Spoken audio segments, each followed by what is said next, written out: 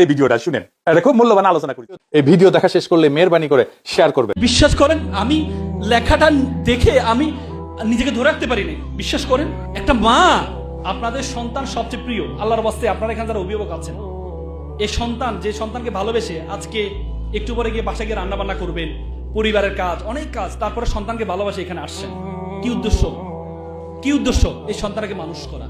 কি দুর্ভাগ্য হলো সন্তান, এই সন্তান বড় হলে আপনাকে বৃদ্ধাশ্রমে রেখে আসে। আপনাকে বৃদ্ধাশ্রমে রেখে আসে। কেন রেখে আসে জানেন?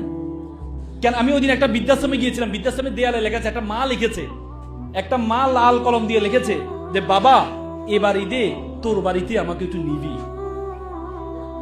বাবা, বিশ্বাস করেন আমি লেখাটা দেখে আমি নিজেকে ধরে রাখতে পারিনি। বিশ্বাস করেন, মানে একটা মা, যে মারা বলে যে একটা সন্তান সর্বোচ্চ ব্যথা সহ্য করতে পারে 35 ইউনিট, তার চেয়ে বেশি হলে সে হয়তো বেহুশ হয়ে যায়, না হলে মারা যায়। একটা মা যখন সন্তান প্রসব করে তার ব্যথার ইউনিট 45, বলে যে 30টা হাড় একসাথে বাংলা যেমন ব্যথা পায় তার চেয়ে বেশি ব্যথা পায় মা। সে মাকে আমরা বৃদ্ধাশ্রমে রেখে আসছি। যে মা, পৃথিবীতে মানুষের মতো অসহায় কোনো প্রাণী নেই। আপনি একটা গরুর বাচ্চা যখন প্রসব করে, গরুর বাছুর দেখবেন জন্মগ্রহণ করার সাথে সাথে দৌড় মারে, কারণ সে তার মায়ের উপর নির্ভর করতে হয় না। আর একটা সন্তান 2টা বছর তার মায়ের উপর নির্ভর করতে হয়, 2টা বছর। বলা হয় তাকে 2 বছর যে পরিমাণ ঘুম ত্যাগ করে, প্রায় 6 মাসের ঘুম ত্যাগ করে মা। এই মা বাবা সন্তান থেকে বড় করে। এই সন্তানরা কয়েকদিন আগে একজন ব্যারিস্টার, সুপ্রিম কোর্টে আমার কলিগ, উনি আমাকে বললো, ভাই বিশ্বাস করেন উনি সন্তানকে এত আদর করছেন। আমি বললাম, আপনার সন্তানকে আপনি এত আদর করেন, বাবার প্রতি কেমন কেয়ার নেন? আমাদের সন্তানকে আমরা যত ভালোবাসি, আমাদের বাবারা আমাদের এত বেশি ভালোবাসে নেই। যে ভাই, ডাহা মিথ্যা কথা বলবেন না, ডাহা মিথ্যা কথা বলবেন না।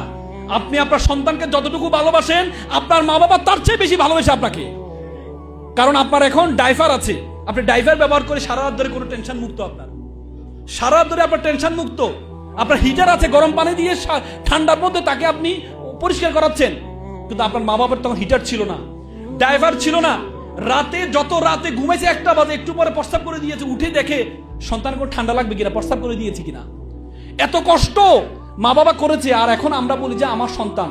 আমি বলে রাখি, ওনাকে আমি বলেছি, আপনার সন্তান বড় হওয়ার পর সেম কথা বলবে, আমাদের মা বাবা আমাদের জন্য এত কষ্ট করে না যত কষ্ট আমরা আমাদের সন্তানের জন্য করছি। আপনাদেরকে বলে রাখি, আপনার সন্তান, আমরা সবসময় একা একা থাকতে পছন্দ করি, নিউক্লিয়ার ফ্যামিলিতে পরিণত হয়েছে, এক্সটেন্ডেড ফ্যামিলি করি না আমরা। 3 জেনারেশন। আপনি যদি মনে করেন পরিবার মানে আপনি, আপনার হাজবেন্ড আর সন্তান মানে পরিবার, শ্বশুর শাশুড়ির পরিবারের অংশ নয়। এই সন্তান যখন বড় হবে, সে আপনার থেকে দেখে শিখবে, সে তার স্বামী আর সন্তান মানে পরিবার, আপনি মা বাবা তার পরিবারের অংশ নয়। সে আপনাকে বৃদ্ধাশ্রমে রেখে আসবে, সে আপনাকে বৃদ্ধাশ্রমে রেখে আসবে। মনে রাখবেন, যে পরিবারে 3 জেনারেশন একসাথে থাকে, দাদা দাদি, মা বাবা, ছেলে সন্তান, এই পরিবারটা জান্নাতের বাগানে পরিণত হয়। জান্নাতের বাগানে পরিণত। একটা সন্তান দাদা দাদি থেকে শিখবে, একটা সন্তান মা বাবা থেকে শিখবে। শুধুমাত্র মা বাবা থেকে সন্তান শিখে না।